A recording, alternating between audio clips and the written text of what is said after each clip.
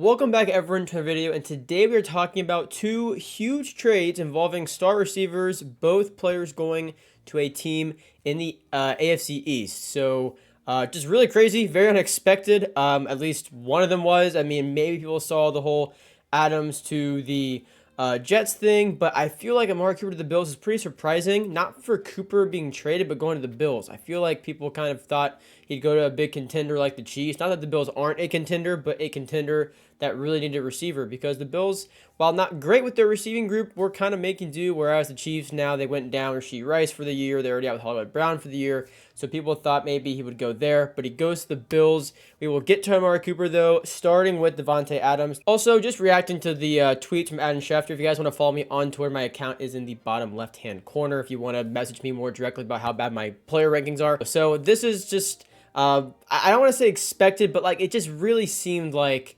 Adams and Rodgers were going to, kind of meet again, at least at some point. And after last game, I guess Rodgers just immediately, probably didn't for real tell them, hey, go get Adams right now. But it certainly seemed like that the way that game went, with Mike Williams not dropping it, making a poor play on the ball. I believe Rodgers said he ran the wrong route. Interception, game over. This changes a lot, though. It changes a lot for the Jets. The dynamic of this offense now goes from Garrett Wilson being the guy to all of a sudden Garrett Wilson, is he wide receiver 2? Is Davante Adams wide receiver 2? I don't really know, but it doesn't matter because that's two phenomenal players as your top receivers. It's going to give defenses a whole lot of issues. The trade for Davante Adams is expected to go finalized today. It will be for a conditional third-round pick that can go to a second-round pick. I think the Raiders, you absolutely have to do this. They have a lot to figure out as far as their quarterback of the future, as far as depth on defense. And, they could use some receivers of their own, but I understand getting rid of Adams while his value is very high to a team he wanted to go to. Take what you can get. I respect it. But huge move. Just huge move. The Jets, they're like, what, 2 games out of first place in their division. It's not over at all, in my opinion. I think a lot of people are now writing them off. I wouldn't do that. I think Rodgers is just like Tom Brady in the sense you can't write those quarterbacks off. They can make things happen. They can make those late season surges. It just has to all connect for him, and I think this extra piece on offense will connect. Again, that was the first game without Nathaniel Hackett calling the plays, and Rodgers goes for like 280 yards. Breece Hall goes for like 150 yards. Wilson goes for over 100. So is that a coincidence? The statistically best offensive game the Jets have had in offense is once Nathaniel Hackett is gone. So I don't know. Very interesting. Very excited to see the dynamic on offense. Again, Garrett Wilson and Adams as a wide receiver duo is crazy. I honestly cannot believe that. One of the better wide receiver duos in the entire NFL now. So, absolutely crazy. If you're a Jets fan, though, comment that down below. But basically what happened was this happened. Rodgers said he found out around 12:45 last night. The news broke sometime this morning, I believe. And so I guess the Bills saw their division rival make that move and said, okay, we'll make one of our own. And so the Bills go ahead and send a 2025 third-round pick and a 2026 seventh-round pick. And they go ahead and they get Amari Cooper and a 2025 sixth-round pick back. Again, I think it's an interesting move because look at the Bills offense. We all knew going into this year, without Stephon Diggs, without Gabe Davis, someone had to step up. Whether it was the rookie Keon Coleman, whether it was Khalil Shakir, whether it was Curtis Samuel, someone had to step up, or at least the offense had to have some sort of change to make up for that loss of production. As good as Josh Allen was, I think everyone kind of knew it's going to look much different. And to be honest, I feel like you could have gone the rest of the year without adding another receiver to this group. It was definitely serviceable, but this shows that the Bills are all in. They still believe their window is open. Amari Cooper, I think, is the perfect addition to this team. He's a veteran. The other guys on this team are pretty young, or just, at least inexperienced. Amari Cooper, though, very experienced, proven veteran, great route runner, and I'm just happy for him. He was being wasted up there in Cleveland with Deshaun Watson, who, he can't throw a football correctly. The Browns have, now this crazy hole to climb out of after giving up everything for Watson.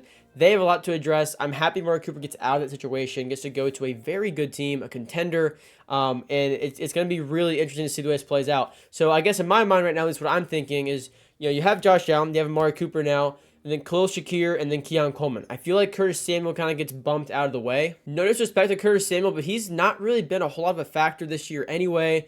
Keon Coleman has shown a lot, to be honest. And Khalil Shakir, very underrated, great playmaker. You got to give him minutes as long as he's healthy. I know he's an ankle injury right now he's kind of dealing with. But this changes, again, like the Jets, this changes the dynamic of that offense a whole lot. And I'm really excited to see, how Allen and him operate. Stephon Diggs, great player. He really commands the ball a lot. He kind of wants to be the focal point of the offense of whatever team he's on. I think he's kind of put that aside now in Houston, it seems like. But, it's no secret that in Buffalo, he wanted the ball. And it seemed like Josh Allen was starting to kind of go out of his way to give Diggs the ball, even if he wasn't really either open on that play or wasn't really the best move. Now, I think you have some of Amari Cooper who just wants to win. He's not young. He wants to win. He's a proven route runner. He's a great player. He has great hands.